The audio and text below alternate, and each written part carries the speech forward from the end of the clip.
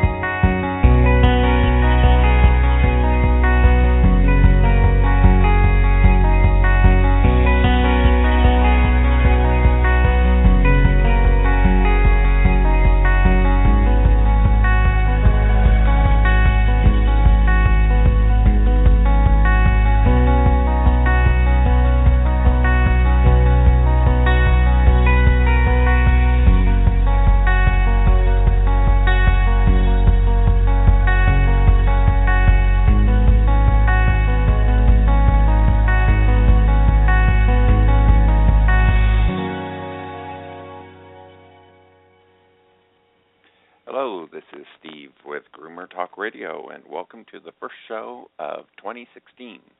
Today, we're going to move right along. We had a little bumpy start here. We even got a sudden snowstorm that hit us without any warning, so we're not the only one having some mechanical issues today. As a result, we want to welcome back with us, I think this is the third or fourth show with us over the years. We have Danelle Germain, CFMG, and CFCG. And what does that stand for? Well, that's what we're going to learn a lot more about today. We're going to be able to open the lines to callers. You'll be able to talk with Danelle, ask her questions. We'll get to that in a few minutes. Danelle retired some years ago from cat showing and developed another further career steps all the way to now relating around cat grooming. She's authored several articles for publications like Groomer, Pet Spa and Boutique, e-Groomer Journal, as well as the world's largest cat grooming book, the Ultimate Cat Groomer Encyclopedia. She's internationally recognized as an expert on all aspects related to feline grooming. She's been interviewed by many similar publications, and she's a true pioneer in the field of feline grooming. She speaks regularly on all topics related to cat grooming. She's been on our radio show, and of course, to most of us in the grooming field, we know that she founded the NCGIA, the National Cat Groomers Institute of America, becoming the first feline-specific association. So we're glad to have her with us and to answer your questions. We're going to try to open her line now. Please hold on for a moment. Danelle? Hello, thanks for, yes, it's me. Good. Thanks for having me. Yeah, it doesn't always let me know exactly. I've got several phone lines here that people have dialed in and holding. And how are you, and what's up for 2016? Oh, gosh, what's up for 2016? It's hard to believe it's here. I'm excited about 2016. Many people probably are already aware that the National Cat Groomers School program that I had put together and we've been running for the last 6 years, I just retired from that going into fall of 2015. It was a huge workload.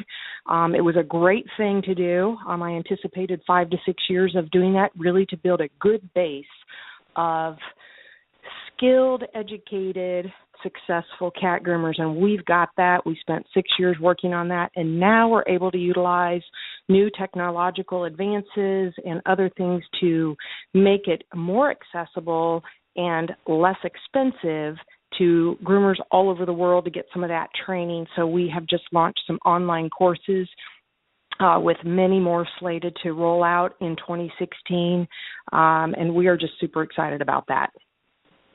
That sounds great. So it isn't that you're going to have more time. It seems like you're going to be just as busy as ever with everything. I think so. Well, that's great. We're glad to hear it because we appreciate all that you've done to advance this. And, it's real exciting in doing some of the research on cat grooming and before you got here, and I was getting lots of questions for you emailed in to me by people that can't be live. And I would come up and I searched the web, and I got real interested because I started searching cat grooming. And I found a lot of your graduates with really good websites. They really went into helping to explain the differences of cat grooming versus dog grooming. And really, some of them are doing some beautiful spas and things, very nice websites. I was. Yes. Yep. Yes. And CGI member. Yep. Yeah, and that's been part of our training too, is not just training them how to groom cats, but also how to educate potential clients, new clients on the ongoing maintenance grooming requirements for the cat, and how to market that successfully online in a way that is appealing to the average cat owner out there. Because, I mean, if you compare dog grooming and cat grooming, there is a worldwide acceptance and basic understanding that dogs do need to be groomed. They get a bath, they get a blow dry. This is beneficial. Now, whether or not people do that is one thing, but they at least understand that that's a normal process of caring for a dog. With cats, on the other hand, you still got a lot of that misinformation out there being spread around by veterinarians, other groomers, or just, TV shows. I've heard Cats 101, different things like that. Cats do not need to be groomed. They groom themselves, yada, yada, yada. And we're saying no. Actually, that's not necessarily true. In most cases, the cats need professional bath and blow dry. This is not at-home stuff for the cat owner to do. That usually ends very badly. So there are professionals out there that have been trained to do this. And so part of our training with those professionals is how to dispel the myths, how to get clients on a regular schedule, and how to present yourself online so that you do look professional and you do win them over to make that phone call and book that appointment. Great. I noticed when I was reading some of these veterinarians commenting on cat grooming that some of them, I think, were a lot more enlightened than them, because some of them didn't say it's wrong or it's not the right thing. But, cats are pretty well equipped to do this, and I just don't think that's entirely true myself, and especially after learning a lot from you, that you can see a lot of difference, and you've really shown us some cats in horrible conditions at times and whatever that could only be resolved with a professional groomer. Anyway, what I'd like to do is to see how, since each season we do this, we have a new switchboard that we work with here. If anyone out there who is online, let's test the system here and see how it's going. If you have a question, you're not just listening in, but you have a question, you should be able to press 1 and that on your telephone keypad, and that will send me a signal that you do. And it's working already. They're waiting. Why don't we go to a caller? How's that? Sure. Okay, I'm going to open this person up. I'll see if it's working the same. Hello? This is someone in the 864 area code. Oh, that's Greenville. That's where I live. Oh, okay. Nope. It's a different one. You know what it did? It moves you. It's something new. It moved you down the list. But, yes, I got a question mark now from this person. You're in the 931 area code. I'll open you up. Good afternoon. Hello. This is Alicia Ellis of Feline Fridays in Clarksville. Well, hello, Alicia. Hi, Danelle. Go ahead and ask your question. Okay, what I need to know is how to specify to cat clients when they request a lion cut without the full coat groom price, as well as a pelted fee when doing a lion cut. Yes, great question. So basically, just to make sure I understand this, you've got clients coming in, the cat's in very matted or pelted condition, and they just want to pay for and just have you shave off the mat. No bath, no blow dry, no bells and whistles, just to shave off. Is that correct? Yes, their wording is just a simple haircut. Okay. So, yes, I've had this request many times, especially in the beginning, and this is how I always approach that. I would tell them that my job is to not only rectify the situation as it presents itself that day, meaning the pelt removal, whatever, the matted condition removal, but also to help prevent that in the future. And the only way to do that is to degrease the cat. That means bath. And blow dry the cat. That means, high velocity blow dryer. I'm going to get the cat clean, because those two things, excess hair and or shedding hair that isn't removed from the coat on a regular basis, and the grease, are the two things that cause that matting to begin with. So I can remove the matted areas and let's say there's just hair left on the legs, the head, maybe the end of the tail, something like this, typically is what happens.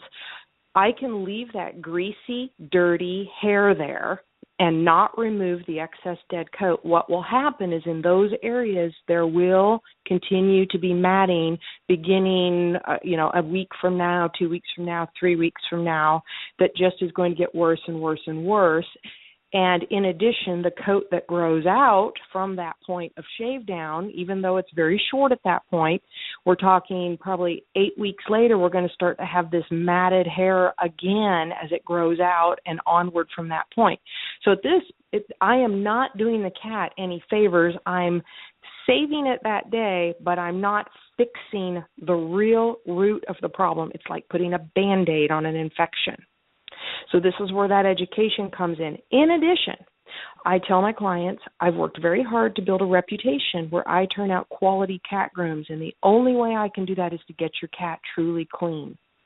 That means even that little bit of hair left on the legs, that hair left on the face and the head, that hair left on the tail in a full lion cut, that is going to be clean. It's going to be blown out properly. It will not have any mats or tangles or dandruff or grease or any yuck in it. It's going to present beautifully. Now, if the client is not interested in that, in quality cat grooming, then they are not my client. So I see every time this happens, I've got an opportunity to educate them about something they are completely unaware of. And you've got to always remember that a lot of times they've heard conflicting information, maybe from the vet, from the other groomer, from, their mother-in-law, from TV, whatever, okay? They've heard other things that totally conflict with what you're saying. And oftentimes the fear is that the cat, one, can't tolerate the bath or blow dry or both, or they don't want to pay for the service. They're cheapskates, and they don't want to pay for something they don't realize they need. I get that, okay? Why do we want to pay for something that we don't think is necessary? So you've got to show them that it's necessary. And in my salon, it's non-negotiable. Every groom comes with that bath and blow dry because we're going to get the cat clean. We're going to get it dry. We're going to remove the excess coat that's going to be problematic in the very near future, and that is always included in the price. So my price isn't going to change. There's no step down from that. There's no just a shave off. There's no dirty cat with mats removed going out my door. And so those are the principles. I take the time to explain that to them. I do it in a way that's professional. I do it in a way that's confident. I know what I'm talking about. I've been doing this a long time. I promise to them, I guarantee to them that if they let me do my job and they do it on a regular basis, whatever I'm recommending for that cat, their cat will not suffer in this manner anymore in the future. They will not have to pay matting surcharges in the future. They will not have to deal with a dirty matted cat in the future. Whatever is going to appeal to that client, because, some people really genuinely don't care about the well-being of their animal. They just are all about the money. So I've got to appeal more maybe to the hygiene of the whole scenario here because it's really gross. So you've got to appeal to that client, meet them where they are, understand they probably don't get it. They're speaking out of ignorance. That's not their fault. So there's this education that goes on. And in all of that, as a foundation, my prices, my services are non-negotiable. That's always the case. When they walk in, they can ask for whatever they want. But ultimately, what I'm coming down to is I'm going to turn out a quality groom that I am proud of. I'm happy to stamp my name on, or my daughter's name, or, an instructor's name, whoever happens to be grooming that day. And it's going to be for the well-being of the cat. I hope that helps. Yes, one step further, maybe I didn't grasp about the surcharge for these pelts, because the way that they understand it in their mind is I'm already doing the lion clip, so why am I charging extra for the pelt fee, and how to explain that, please? Well, number one, I say I'm in the service industry, so time is money. I'm charged. I charge for my time. That's bottom line, just like any other service provider, plumber, mechanic, whatever. They're essentially quoting by the amount of time it's going to take. Does it take longer to remove a pelt from a cat than it does to do a lion cut on a cat that's been bathed 6 weeks ago? Yes, of course. I'm asking you that question. Yes. Yeah. Yes, Does that take? Okay. In addition, what do clipper blades cost on average?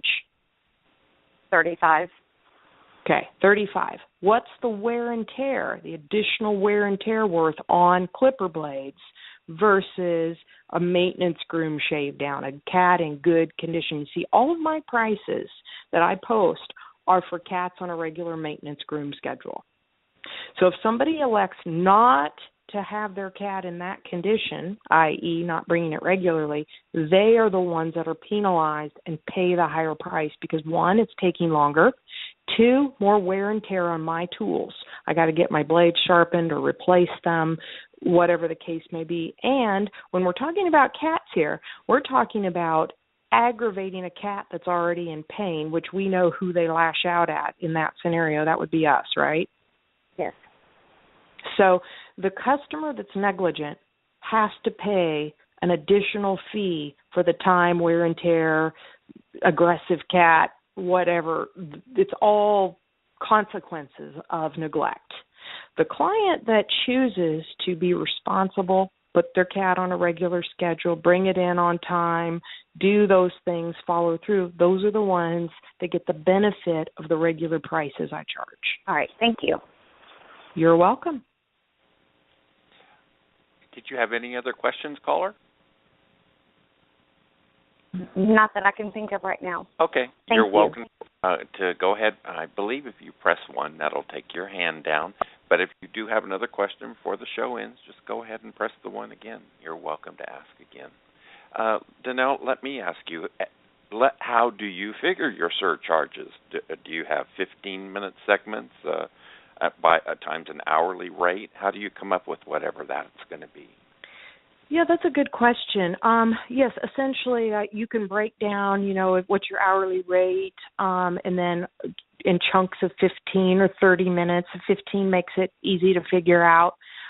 In addition, I combine that with sort of a wake-up call to customers. So our pelt removal fee surcharge, this is on top of the normal groom. The pelt removal fee is $75, and bear in mind the cat has to have a lion cut. So our lion cut is running already $82. So they're paying an additional $75 on top of the $82 here in a salon environment in South Carolina. So somebody who's mobile, somebody who lives in an area with a higher cost of living, that those prices really should be higher than that.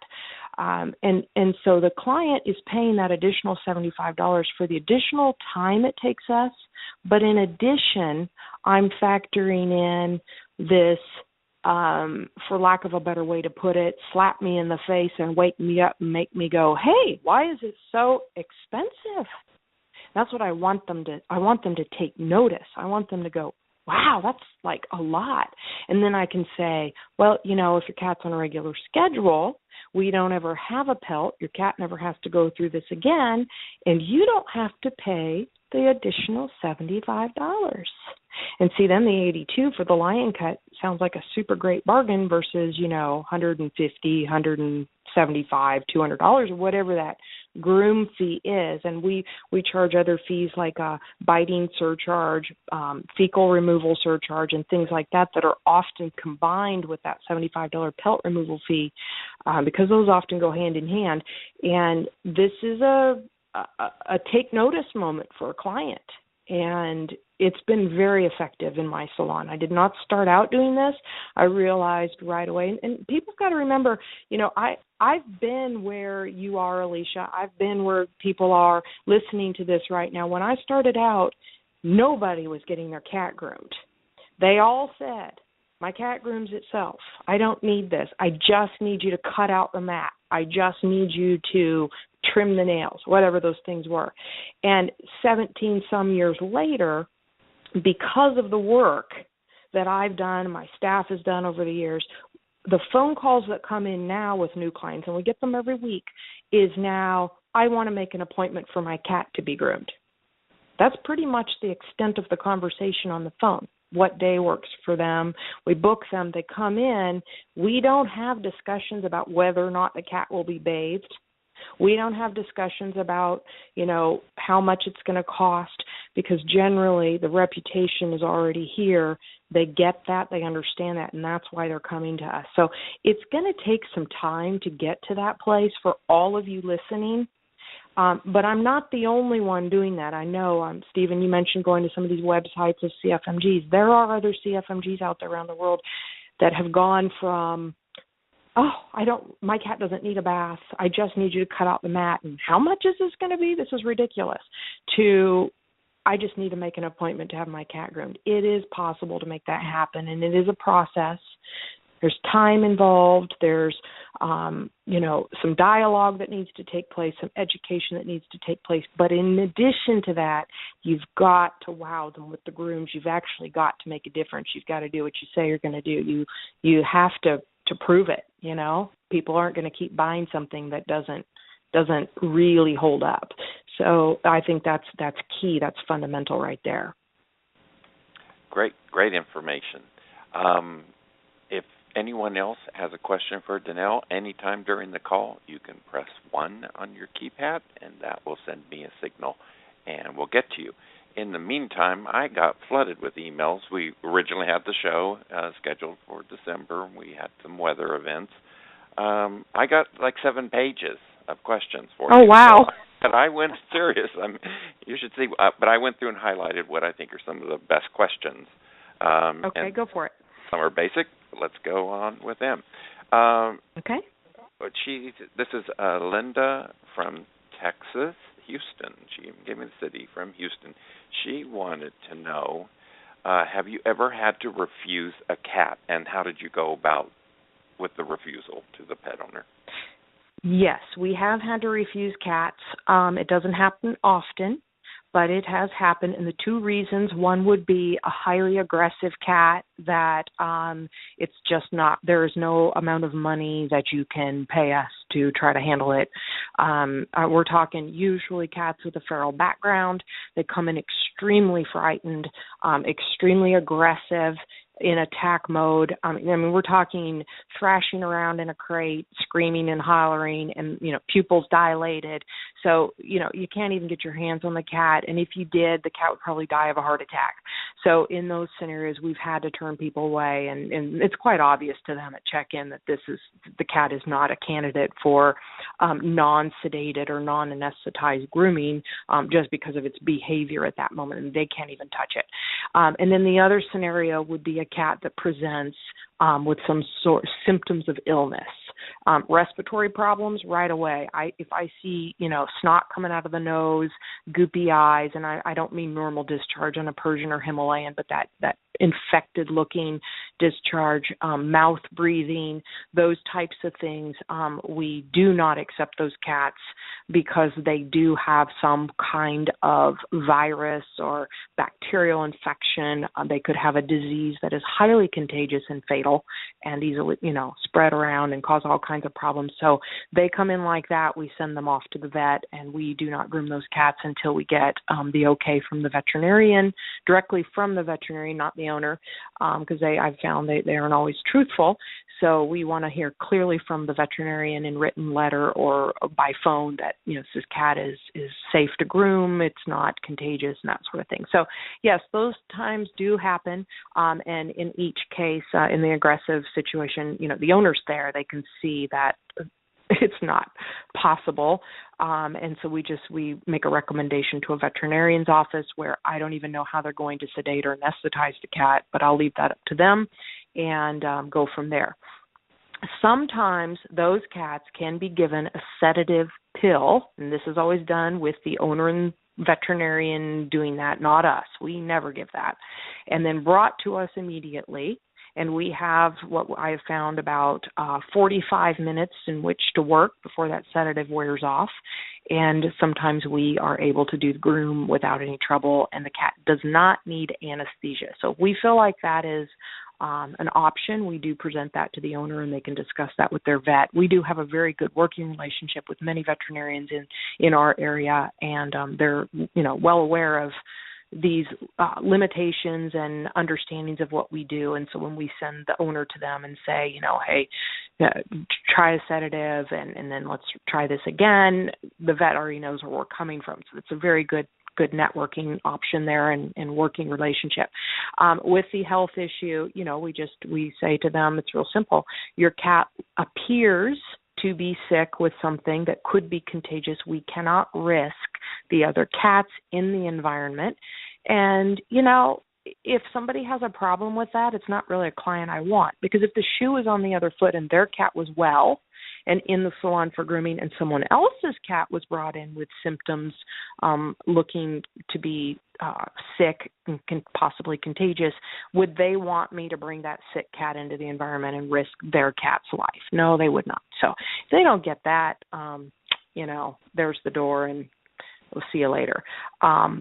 Most people would understand that and be appreciative of that. And we've run into those scenarios even with something that looks like ringworm and had to call the owner where we found this immediately after drop-off. We begin grooming. We see something looks very suspicious, call the owner. They're not happy to come back and get their cat that isn't being groomed now, and now they have to go to the vet and have a ringworm culture done before we'll see it again.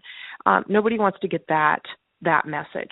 But I explained to them, same thing, if it was someone else's cat and your cat was here for grooming, would you want me to risk it and go ahead and bath and blow dry it and throw those spores all over the environment and, and possibly, potentially, most likely infect every other cat in the environment? No, you would not. So this is why we are cautious with that. I got to protect my business, which means protecting all my clients. And, if a client doesn't understand that, they just are not my client. It's that simple. That's a very good question, though. Okay, great. Good info, too.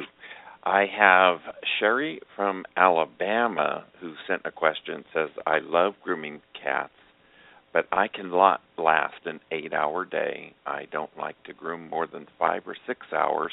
She says she's not self-employed yet as a cat groomer. So she's worried about there may be employers out there going to say, look, I need you to work 8 hours. What's this 5 or 6 hour thing? Any suggestions for her? Yeah, I think actually 5 or 6 hours is a perfect time to have a cat grooming work day, and you can accomplish a lot. When I started the Caddy Shack many years ago, my oldest children were in grade school age, and I homeschooled them. They went to my salon with me, and I had a separate room where they would do their studies, and I was grooming cats. And then later, as they went into high school and they had sports activities and things, I purposely structured my work day all those years, and even now. Back then, it was 8:30 to 2 o'clock, and that's still what we work, 8:30 to 2. And most groomers are probably like me, where they don't really take much of a lunch break. It's kind of popping food in your mouth as you go along. So 8:30 to 2 was the work day. That meant the final grooms were finishing up right around 1:30 just to make time for cleanup and, that sort of thing, get the towels in the wash and vacuum and all that kind of stuff. So what's 30, 9:30, 10:30, 11:30, 12:30, 1:30, 5-hour work day. During that time, I was able to build up to grooming 12 cats in that time frame by myself.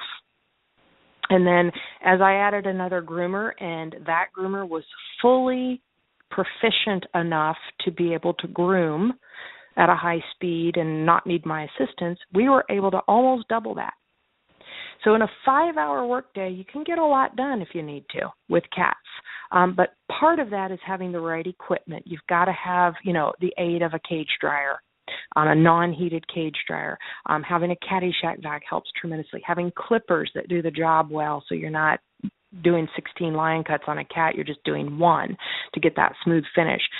Those things are critical, and working handling techniques are critical. If you're wrestling with the cat, not actually getting anything done, then you're not getting anything done. And these are some things that are covered in the Ultimate Cat Groomer Encyclopedia, the first book that I wrote. There's timetable in there. How long should it take from, the time you get the cat out of the crate to all the pre-bath work, and then during the bath and blow dry and table work after. How long should that take? And I've had students in my school that have timed me before, so I'm not making this up. They can vouch for it, to get, your average wiggly cat, not highly aggressive, with maybe a little bit of mats. I mean, just your average cat getting a lion cut.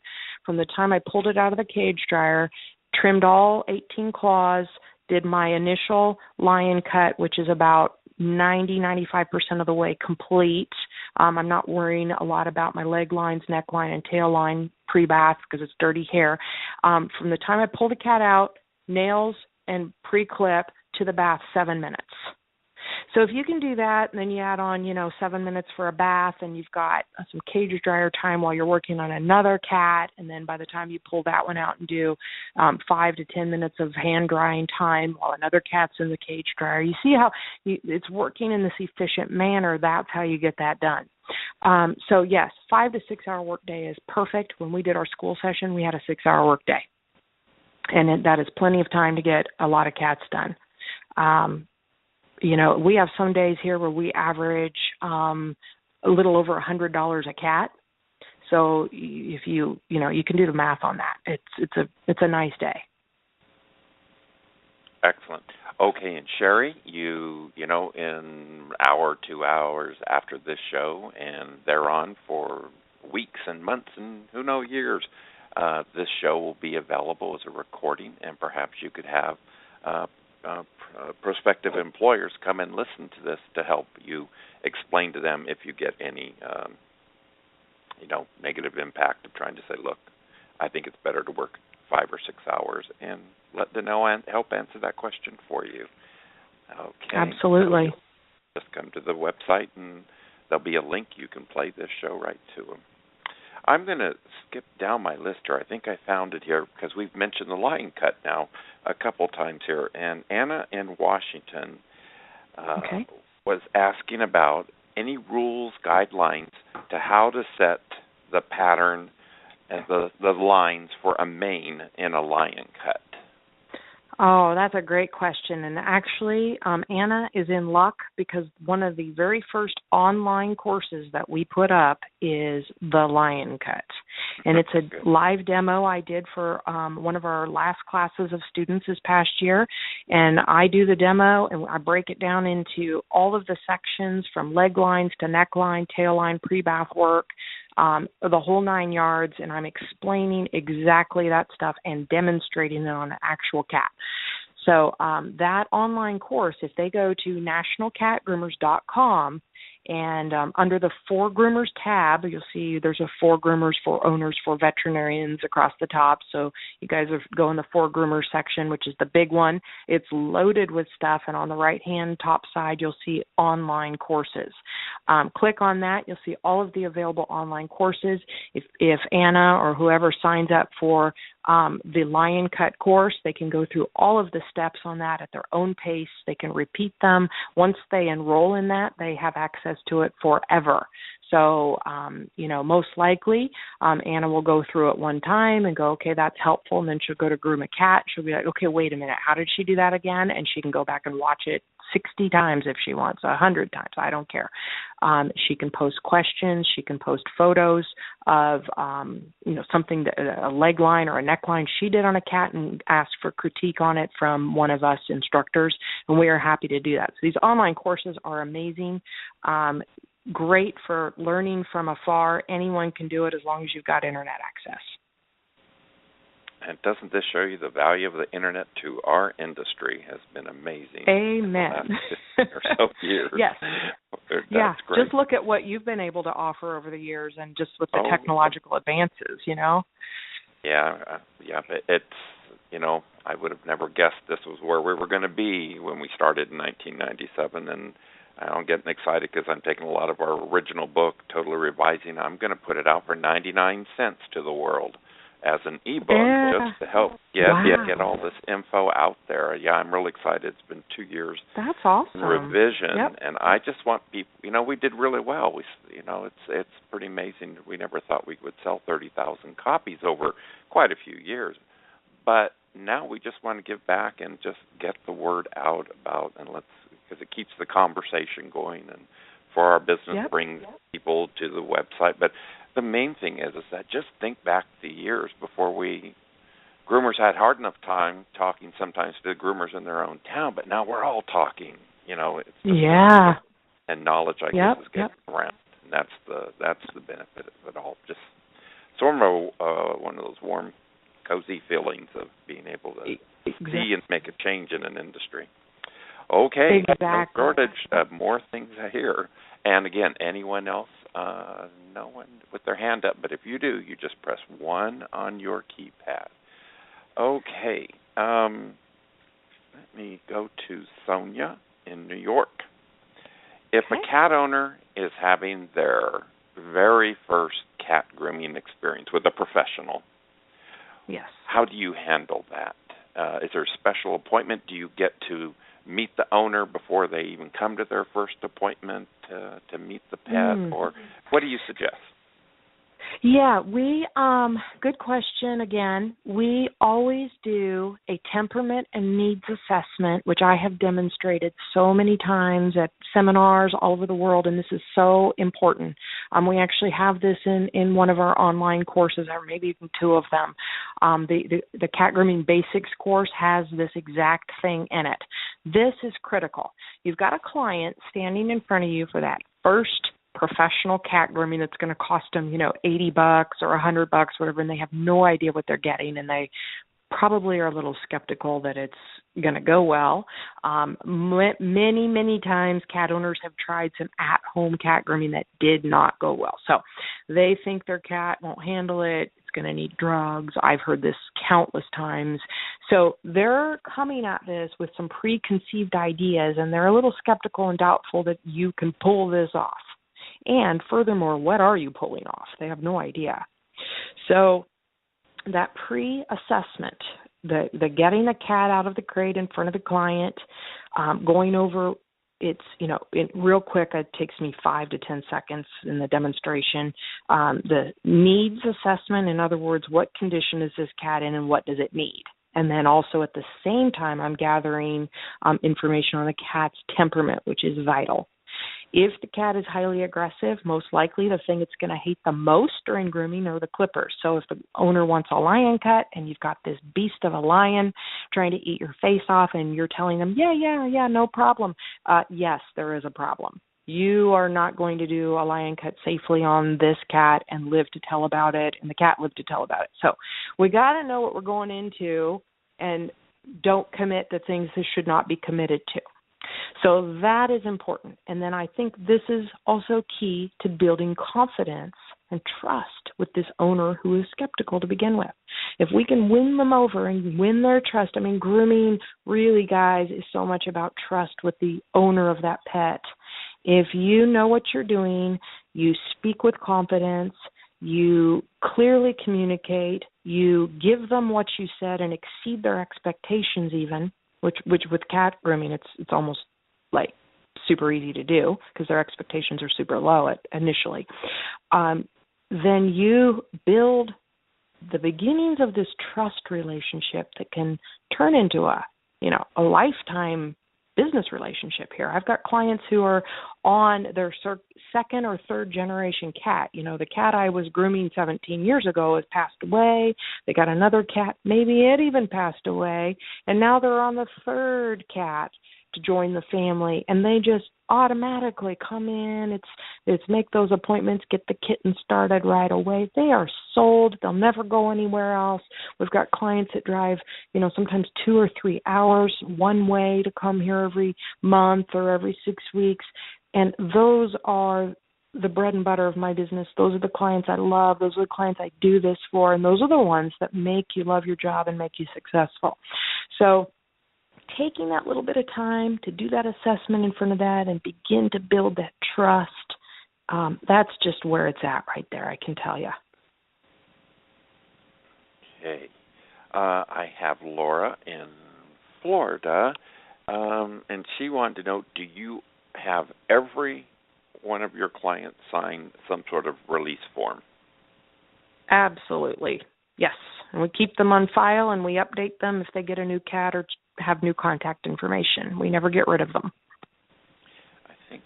think what she was trying to ask here too is, do you have how she should get a hold of one? What's the? We offer a copy of that actually free to our members in our online member benefits course. So if she wants to sign up to be a member of the National Cat Groomers, she will get immediate access to the member benefits course, or I should say immediate once our office is open again on Monday. And then she will have hours and hours, days and days worth of content to go through and it's all nicely categorized. And in there are documents and forms that are useful for running your business, such as that. Okay. Quick and easy. That was great. And, of course, yeah. I got several questions. What do groomers love to talk about? Shears and clippers. They were asking, what are your favorite? So let's go ahead and hear what your favorite are.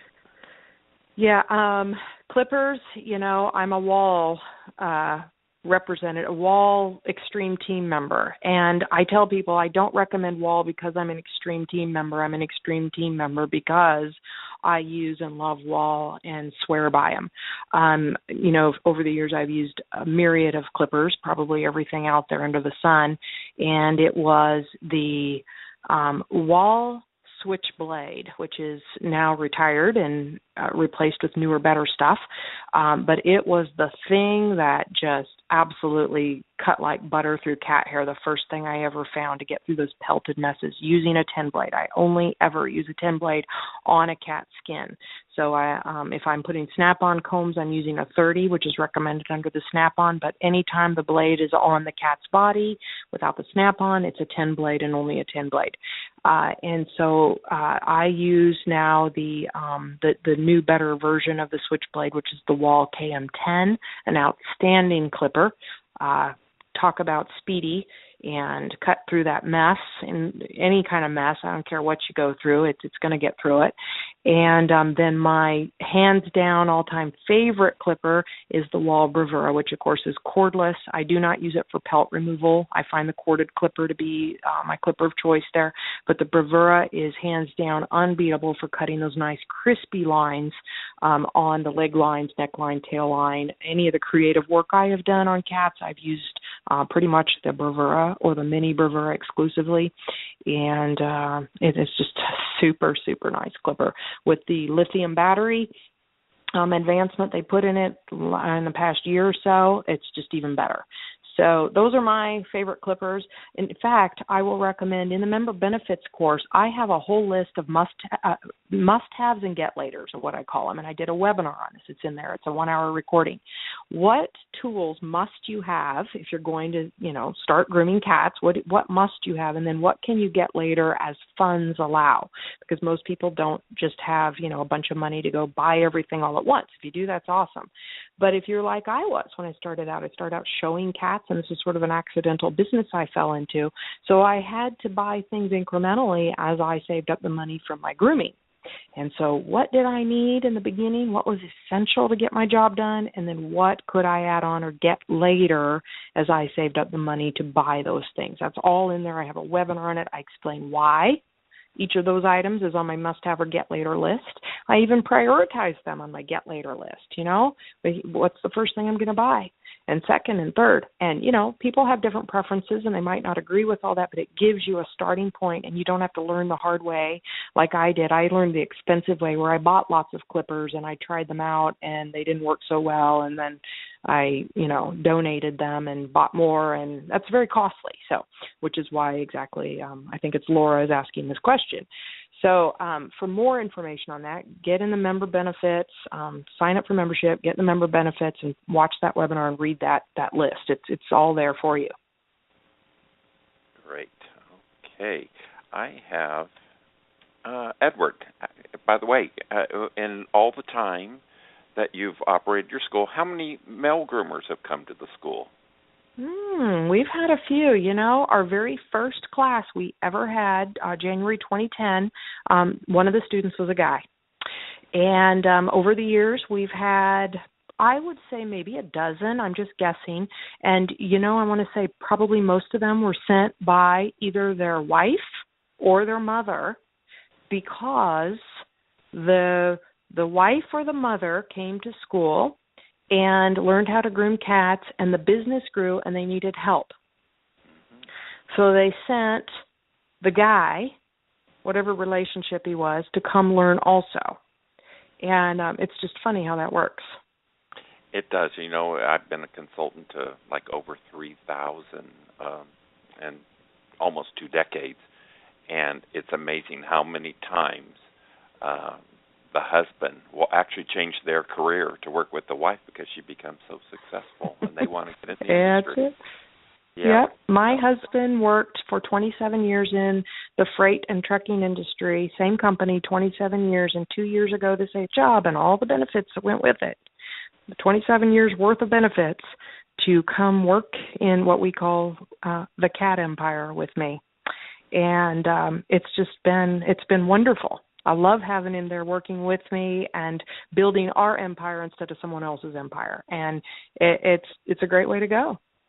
Yep, and that's wonderful. Well, Edward, get back to you in Los Angeles. Edward, he wanted to know, he's, I guess, probably coming into this early.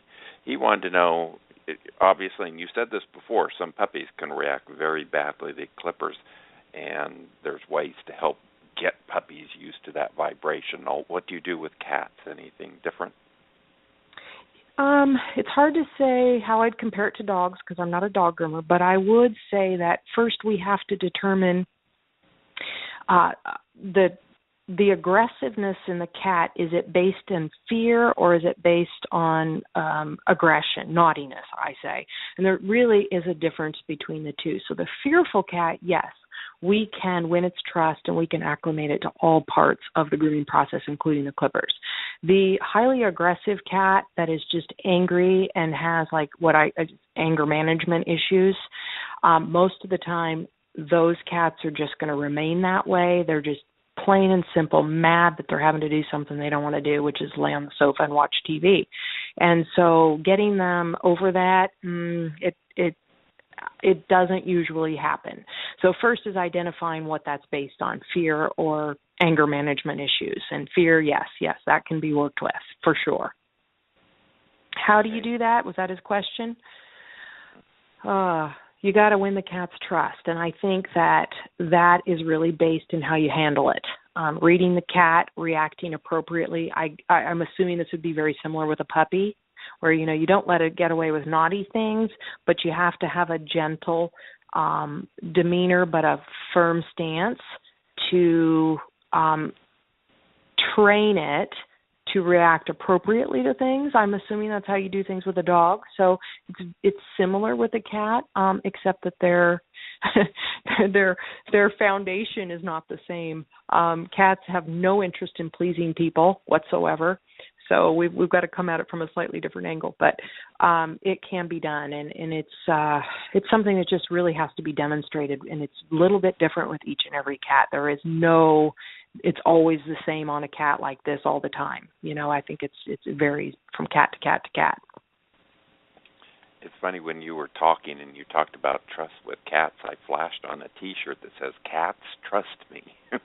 That would set someone aside from the normal pack of humans. Cats trust me. Hey, I know how to win a cat's trust. That's an interesting claim to make. I have someone else. Someone else here with probably someone that's thinking about the industry who really wanted to know how you do the towel burrito. Yeah, okay. This is also demonstrating cat grooming basics. I'll try to explain it, but without seeing it in action, in basics course. Yeah. It's kind of hard, but yes, we lay the cat down nearly in the center of the towel, and we wrap one side around and tuck it in, and then wrap the other side over like a burrito and tuck it in. And, make sure that all the paws and tail and everything are in there. You got to have big enough towels, and there are some big, hefty cats out there. So, make sure you got good-sized towels for the job. Those little chamois towels and things, not adequate. Those don't really wrap around too many cats. So that is demonstrated in basics course. You can get a visual on that and see what I'm talking about. We do this with each and every cat when it comes out of the tub, whether it's nice or aggressive or in between. And we do use this method for even trimming nails on some of the highly aggressive cats that, that need some special handling to get anything done. So it's very handy. All right. And of course, when we were talking about clippers, I needed to add, we got plenty of questions about your favorite shampoos and conditioners. Yeah. I'm glad they asked. My favorite shampoo would, of course, be Chubb's Bars, and Chubb's Bars I invented. For a long time, I was using another shampoo for over like a decade that I love. I love the shampoo. It was great. And it was the only shampoo I could find on the market that was doing an adequate job of degreasing. And I started using that shampoo for my show cats before I was really seriously into grooming everybody else's cat. I was grooming my Persians for show, and I was actually running a cat for a national win. So I would spend anything on the shampoo, and I had to have the right shampoo or I wouldn't win in the ring. So price was not an issue. It was all about the finish. And I was using that same shampoo in my salon. It worked great on my clients' cats. I was getting very good results. And it got to be really hard to get that shampoo, really hard.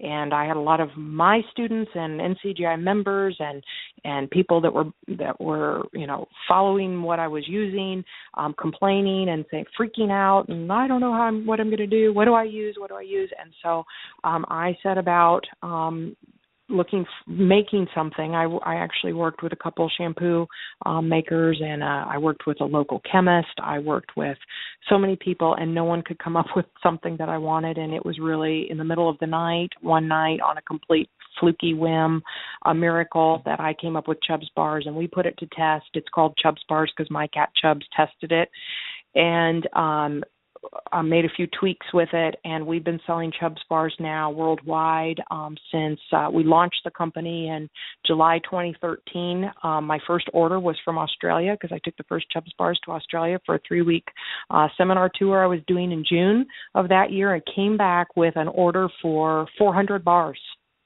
in Australia, and the Americans and Canadians were all freaking out and wanting me to bring Chubb's Bars back from Australia because the Australians were talking about them. So we set out, opened a plant here in South Carolina, and we do as much locally as we can, get as much of our ingredients and printing and everything. We hire out so much locally, and I'm just really happy to support my state, and made in the USA, and we ship worldwide. We've got distributors all over the world. They can find them on ChubsBars.com.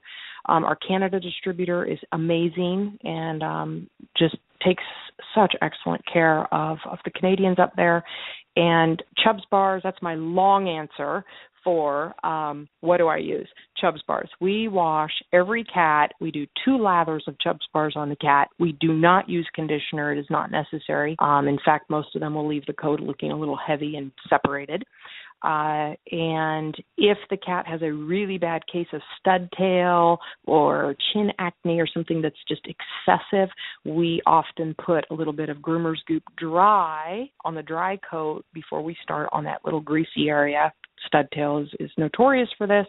And then follow up with the Chubb's Bar applications. 2 lathers, 2 rinses. And if you can't get Chubb's Bars, you call me, you contact me, because I will make sure you get Chubb's Bars. Great. Tracy from California was asking for her business. She's planning. I'd like to know what supplies or products or foods sell best at a cat spa. Greyhound combs, litter and food, and cat carriers, plastic cat crates.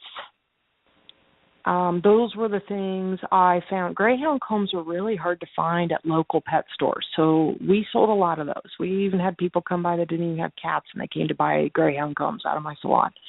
And then the food and the litter, because it was a one-stop shop for people.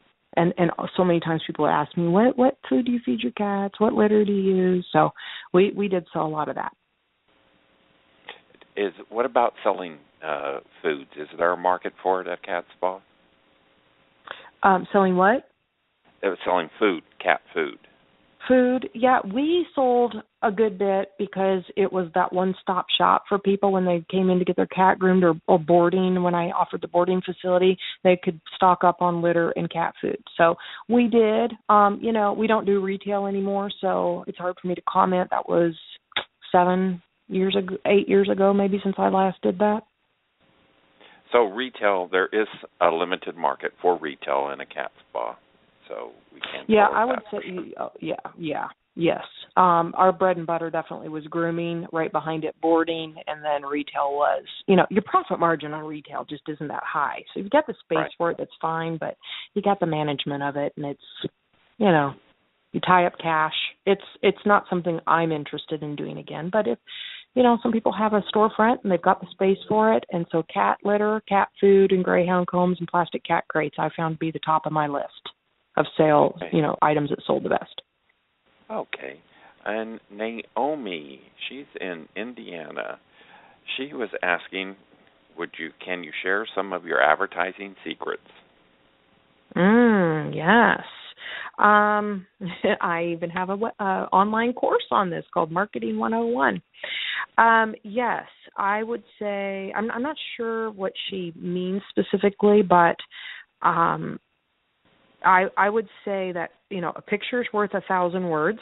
If you can demonstrate in before and after photos what you can do, it's hard to explain things, but you can sure show the wow in a photo.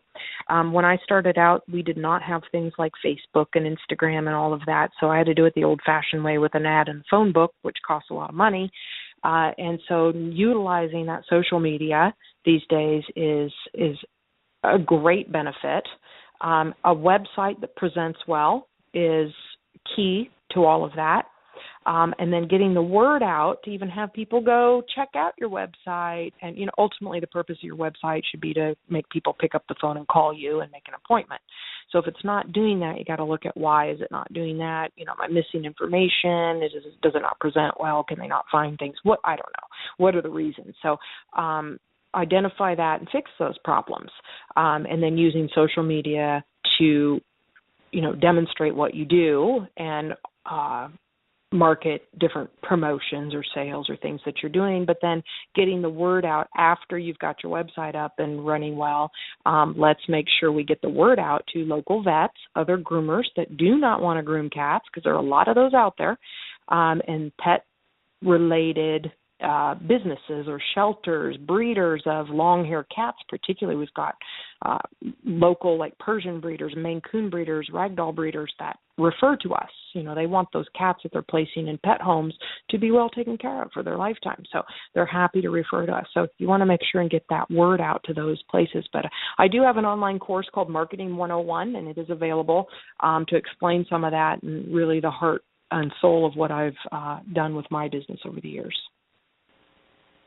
All right, and here's what's always an interesting issue, vocational licensing. Do you think that cat groomers should be licensed? And I would believe they're referring to vocational licensing because we all have to get a business license whether we like it or not. So I think this is a question about vocational licensing. That is a hot-button topic right there, and the National Cat Groomers Institute this past year joined the Pet Groomers Alliance to formulate a piece of legislation for the purpose of thwarting some of the poorly written stuff that's been, of course, it's come about in New Jersey, California, and some other states. I think that it is inevitable at some point one of these states is going to pass a piece of legislation, and I think that it is in our best interest to be proactive and try to do what we can to get that legislation in place that is actually beneficial to the grooming industry instead of detrimental. So I preface what I'm about to say with that. Now, I also am not real big on government interference or intervention when it's not needed. So I'd like to see that kept to a minimum. But if it's coming, I want to make sure that it is written by people in the grooming industry that know what they're talking about. And with that being said, I believe that everybody handling a cat for whatever purpose whether it's grooming or in a vet tech environment, veterinary environment, I think they should have some basic understanding of how the cat moves, what it reacts to, and how to handle it safely. Now, I haven't quite figured out how to make that all come together in one big, wonderful recipe. So I don't know. That's my answer. I really do think education is critical, and that's what we're working for here at the National Cat Groomers. I would love to see everybody handling a cat go through some basic education about the safety issues involved with that. Do I think somebody needs to license all of them? I don't know that I do. I agree. I think that's a very good answer, and I agree 100% that it isn't. People would think, oh, you mean I have to learn all those breed styles and all? And I said, no, I don't think that should be what we're focusing on. The people, the consumer needs reasonable an answer to safety. That is what we need to all know is the basics of safety, handling the pet, how we use the equipment, whatever, and not some approval. We'll let our certification and DJ, whatever, tell them about what you can get certified as. But it's safety is the issue. So actually we don't need that. It should focus and stay focused on the safety rather than anyone just being able to call themselves a groomer the next day and start taking money without knowing if they know the first thing about safety of pets, rather than I don't need to test them. Do they know every style and how good are they at this and whatever? It's all about safety. So, yep, absolutely. How do we do that? Challenging. Yeah, how do we do that? That is the big question. And, I speak from experience. I've had cats in my salon that have been to other groomers in my area who don't know how to groom cats and obviously don't even know what types of tools, because the cats have come in with, like, scissor cut wounds and, things like this, injury. That makes me angry. And, how do we prevent that? It's so unnecessary. With just a bit of education, that could all be prevented. So I really am a firm believer in that. But, at the same, and what's sad is the cat owner and the cat have to pay the price for that. But also it is detrimental to the industry as a whole, because if this other groomer injures a cat by doing something really stupid, they are a groomer. They are a cat groomer. They call themselves this. This is how they are identified to the cat owner. I am also identified as that. What is the difference to the cat owner? And, that bothers me. But I also think there's a huge opportunity there for those of us that do take the time to be educated, to take advanced classes, to get private instruction, to go to seminars, to listen to programs like this.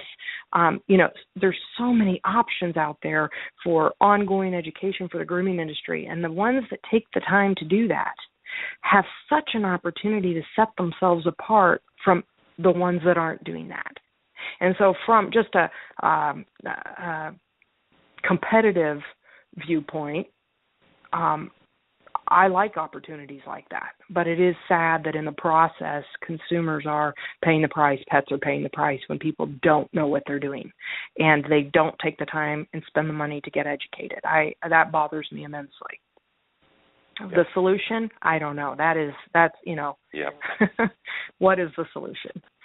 Yeah, you can sure break the ice at a cocktail party with that kind of question. Just bring up vocational licensing. How we go about it, and it'll be roaring pretty soon. Okay, I have Liz in New Mexico, and she wants to know, after the grooming, and I suppose there would be a play area for the cats or something. Maybe she has planning on boarding or something, but she just says, after grooming, do you ever allow any cats of different families to commingle in any way? Never.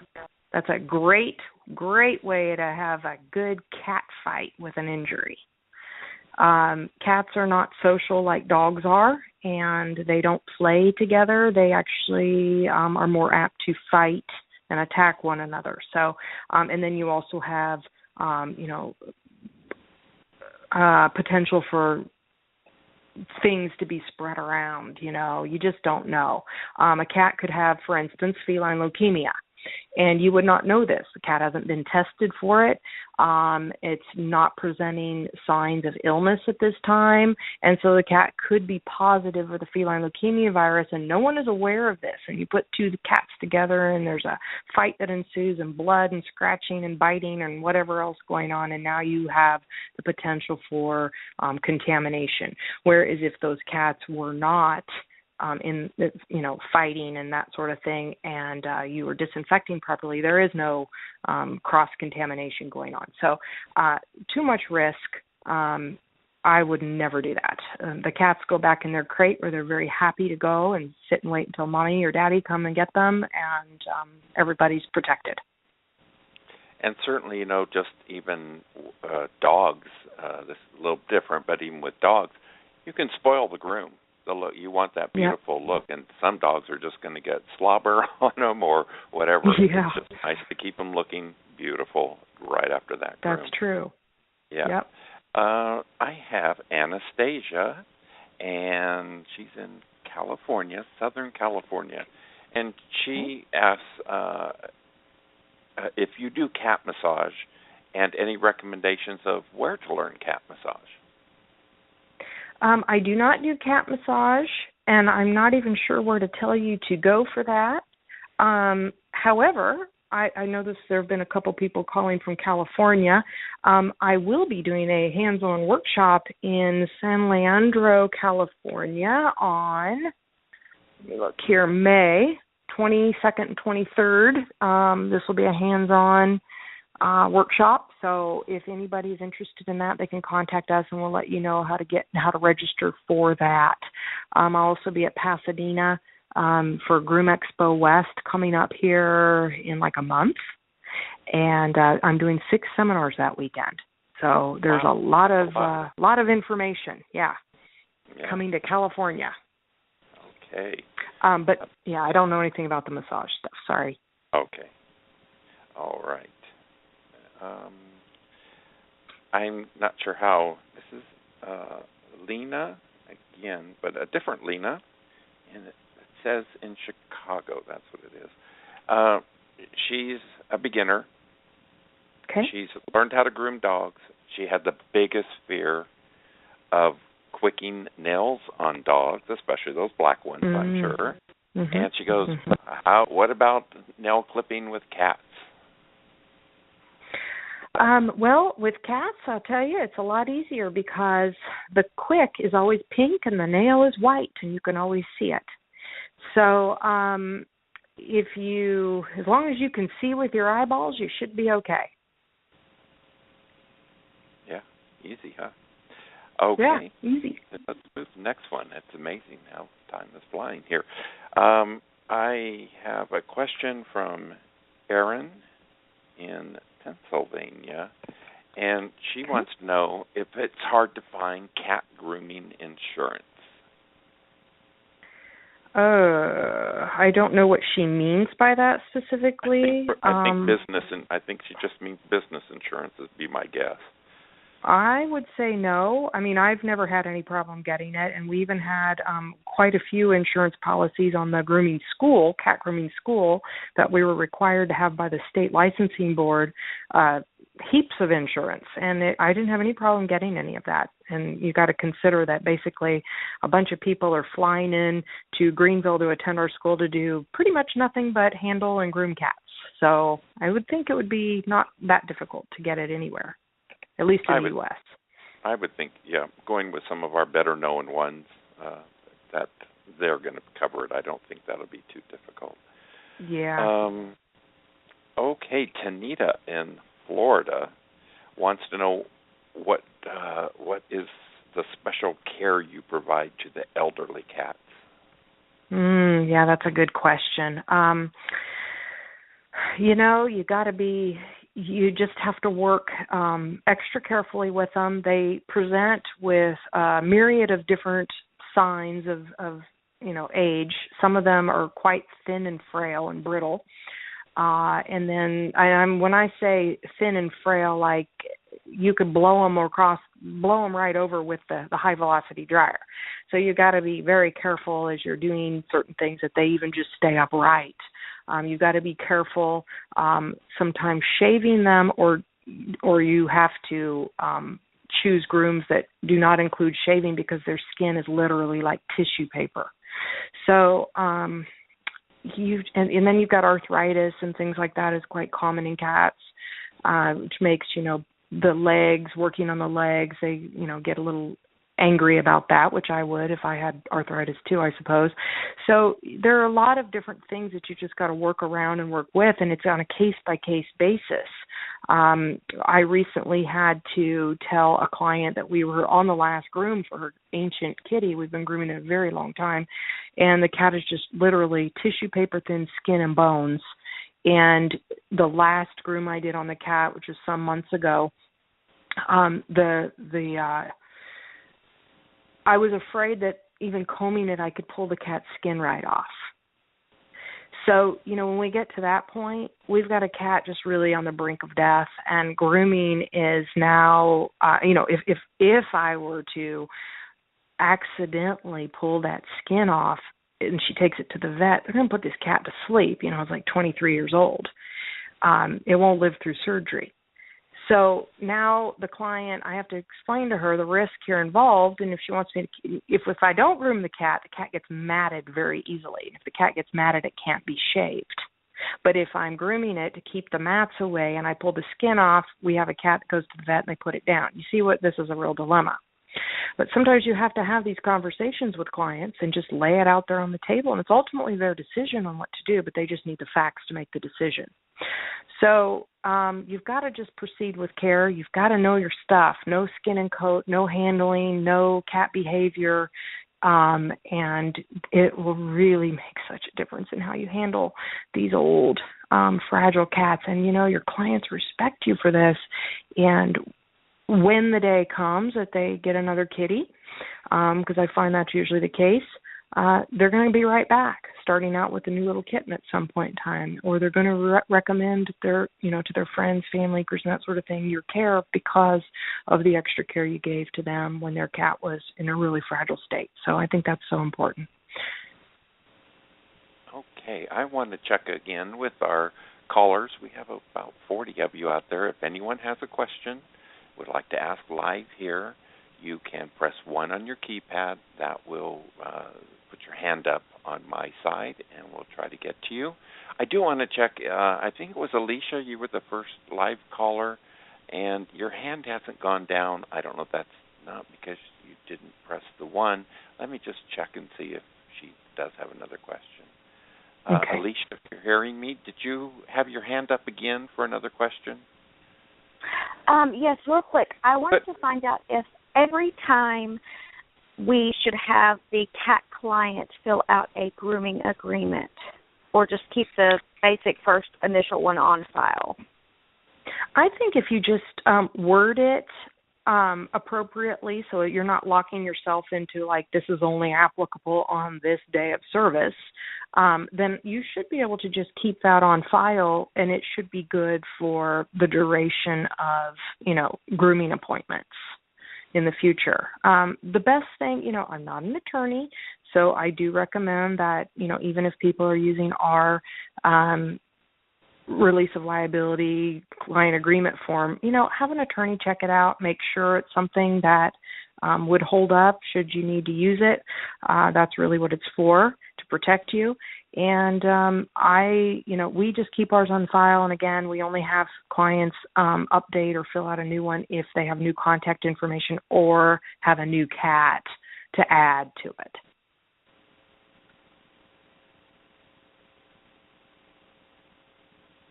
Does that answer your and question? Yeah. Okay, go ahead. I was just going to say, for all the other people listening that want to ask a question, I promise I don't bite. You can raise your hand. Okay. I've had a couple bounce on and off, and in fact, I think it certainly wasn't me. I'm sorry, Alicia. It wasn't me that she got disconnected here. Well, it's good they're still listening, and hopefully, Alicia, if that wasn't, you can call back in again. Just put your hand up. We'll wait and see what happens with her. And that is very good advice. I work on the business side a lot for a lot of years, and I think Alicia's back. Yeah. Okay. Let's see if I can. Yeah. Okay, Alicia, are you back? Yes, I am. Thank you for hitting that up for me. I lost the call. Uh-huh. So everything, any more questions before we close the line for you? No, but thank you. Okay. Thank you. Uh-huh. What we found over the years is what I've seen people doctor up some of the things that we put out, and there are some states that are very strict about saying we have consumer laws and you cannot override them. It may make sense for your operation 100%, but you can't make some people sign away certain consumer rights that are just there. So you can probably go to an attorney, and maybe you should always have a company attorney anyway, even if you don't even call them, just have one. And they may even do it free, just to have your business. And even if it costs anything, it should be more than a half-hour fee. And you have the peace of mind that you aren't later being told, you were not supposed to anyone, you have to sign away this right. So good advice. Absolutely. Right. I say, the best money I've ever spent is an accountant and an attorney. If you really want to run a successful business and, be legit, hire an attorney. It doesn't have to be, it's not expensive just to contact an attorney and say, hey, I've got this kind of business. I want you to make sure that I've got my ducks in a row with my release of liability, client contract, whatever. That might cost you $100 or something. Money well spent. And then the accountant, to make sure that your taxes are done correctly, your payroll, any kind of financial advice that you need or tax advice. That is just money well spent. Yes, it is. I usually have my December issues. It's amazing how many groomers over the years have opened a business in December. And I said, I would have waited 2 weeks. Now you have to file a tax return for this year. Yes. And it's like, good point. Needed to wait till January 1. But, and that's costly to do a good tax return or whatever. And I wanted to go back, and one thing I made a note here, on the Chubbs bars, that people should know out there, that I have groomers on the GroomerTALK message board that do use them on dogs and really are quite loyal. Degreasing seems to be, it comes to my mind, one of the most popular ones for degreasing dogs are the Chubbs bars. So I still just read that even a week or two ago. Yeah, just a couple weeks ago. We have a very loyal customer base at Chubbs Bars, and we call them Chubbers, and I just appreciate them so much. The majority, for those listening, I developed this for the cat coats, and that was my intention. I had no idea, because I'm not a dog groomer, how great they were going to be on dogs. And I do wash my standard poodle with Chubbs Bars. Fantastic. I do follow up with a conditioner on him. But we have, by far, our largest customer base are the dog groomers, obviously, because it's a much bigger customer base. There's a lot more dog groomers out there than there are cat groomers. So we do sell Chubbs Bars to a large amount of dog groomers, and they love them. And some use them exclusively on dogs. That's all they use, unless they're using a flea shampoo when needed. There is a groomer up in Canada, Stephen Kropp. He owns Bark Avenue up in Kitchener area. He's competed quite a bit here in the States and also in Canada, placed a lot. I've been to the competitions where he's placed first place of poodles, Bichons, and he washes those dogs in Chubbs Bars. So that excites me. I'm like, wow, that's amazing. So, really good shampoo. All right. Nia is from Mexico, and if I believe I'm reading this, getting to what her question is saying here, is it a good idea for the first appointment to perhaps only do a bath-only groom if you're uncertain about a cat rather than a full groom? I'm not sure what she means by that exactly. Me like either. I don't know. So I'm going to say yes and no. It depends on the condition of the cat and what, always a bath and a blow dry, but I would say hands down the number one service we provide outside of that is a sanitary trim. If the cat isn't getting a lion cut, it is getting a sanitary trim, and that's because cats have dirty bums. They are dirty. They are smelly. Cats do not groom themselves, and so we've got all this stuff back there. And that is a very popular service. So I would say learning how to do that, and of course a nail trim and cleaning the ears are always included, just basically to get the cat clean. A groomer could do well with bath, blow dry, nails, ears, and a sanitary trim, and then start to add on things like a belly shave and a comb cut, lion cut, de-shed treatment, soft paws, and things like that as they learn those things. There's no problem with doing that. The tricky part is going to be, inevitably, the very first week you start offering these, bath, blow dry grooms, someone's going to come in and say, oh, I want a full shave down. And then you're in a position where you have to say, well, I don't know how to do that, or I can't do that. And now you're potentially going to lose a brand new customer that you just worked to get in your door. So that's not a good business practice. So I guess it's, up to each business owner to decide what works best for them and how they want to go about that. But, you got to kind of think through the big picture and long term here. What does that look like? And what kind of ramifications does that have on your business? When I started out, I did not offer comb cuts, and I'll tell you why. The comb cut is where we put a snap-on comb, and we take the coat down short, but not as short as a lion cut. So you're essentially making a long hair or medium hair cat into a short hair cat, and it's very popular. We do a lot of those. But in the beginning, when I first tried to do that, I did not have any kind of suction on my clippers. So I now use a Romani clipper vac. I didn't have that. It was an expensive piece of equipment. I didn't have the money to buy it. And so I tried to do some comb cuts, and they looked terrible. They were very choppy. They were very time-consuming. Time-consuming to the point that I thought there is no client out there who's actually going to pay me the amount of money I'm going to charge for this to make it worth my time. And I also don't want this groom going out my door because it looks terrible. It's very choppy and I don't like it. So now we're back to the reputation thing. So I did not offer those. I had people come in and request. They didn't say by name comb cut, but they would say, I love it when my cat is 3 or 4 weeks grown out from a lion cut. I love that length. Can you do that? And I just had to say, no, I cannot do that. Now, eventually, I invested in some suction to try it out, and it worked. It was beautiful. It worked great. Time was reasonable, and I, was able to price it, make it affordable and worth my time, and now we sell that. So that may be a path that people need to take as they incrementally learn how to do things and purchase equipment to allow them to do that. So there's, but you do have to say no when it comes to those things, and you got to consider what that might cost you. Okay. And we'll have one last question. We're getting to the end of 90 minutes almost here. Okay. And I want you to still, at the end of the show, be able to give all your contact info out and perhaps where you're going to be this year. So quickly, I have someone, they didn't give us a name. I only got an email address. And they are asking, what are your suggested procedures for defleeing?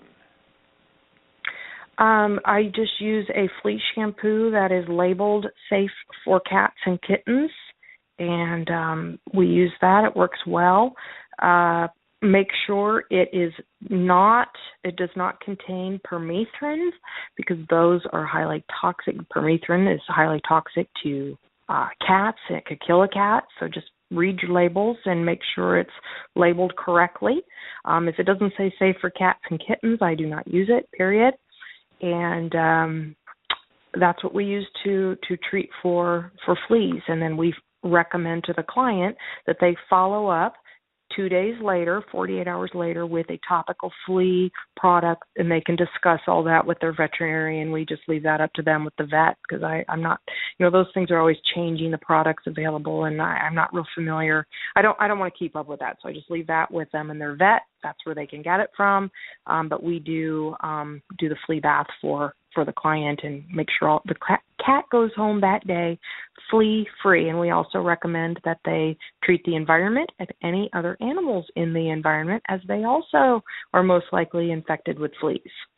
In fact, for many years, we kind of gotten away from this, but for many years I handed out a flea eradication protocol sheet to each client that brought in a cat with fleas, and it outlined all of these instructions that I would give to them.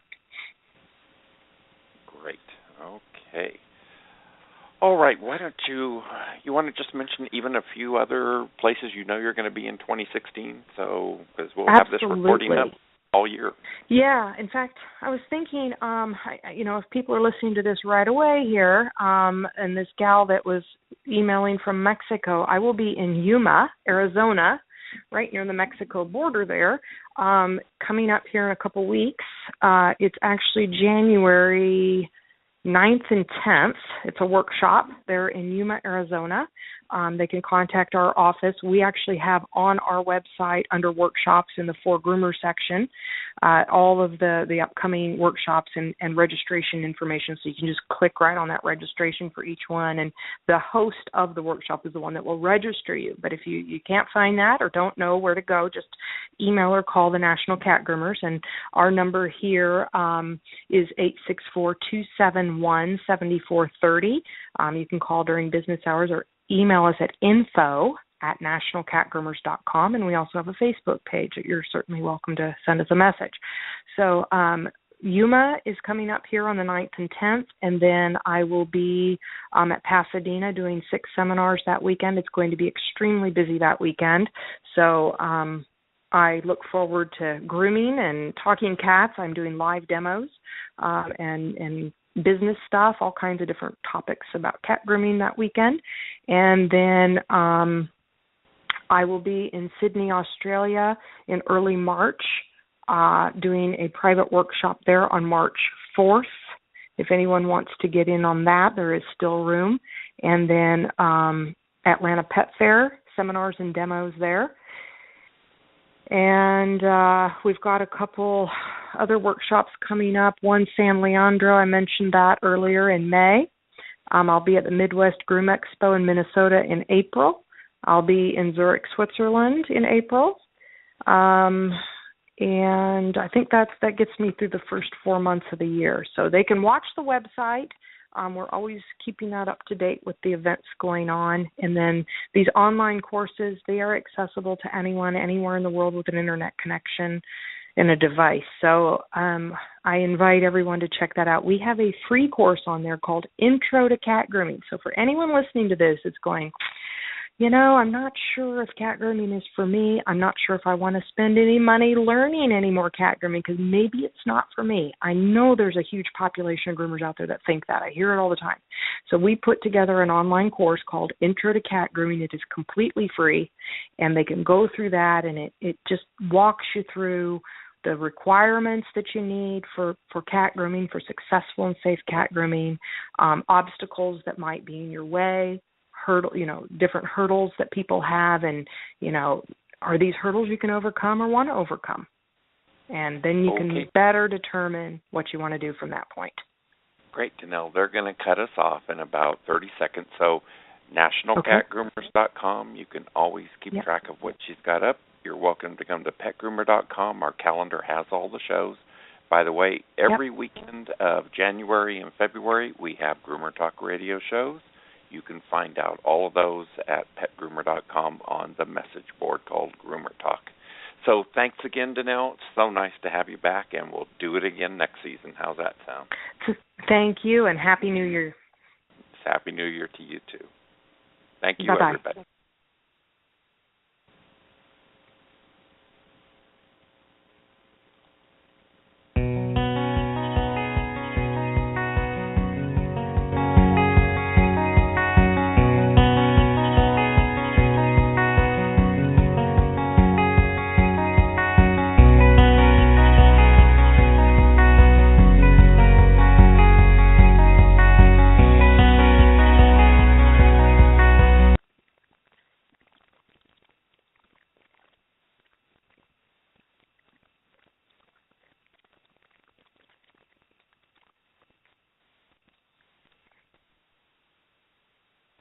Hi, you've reached Burger King. To leave a message.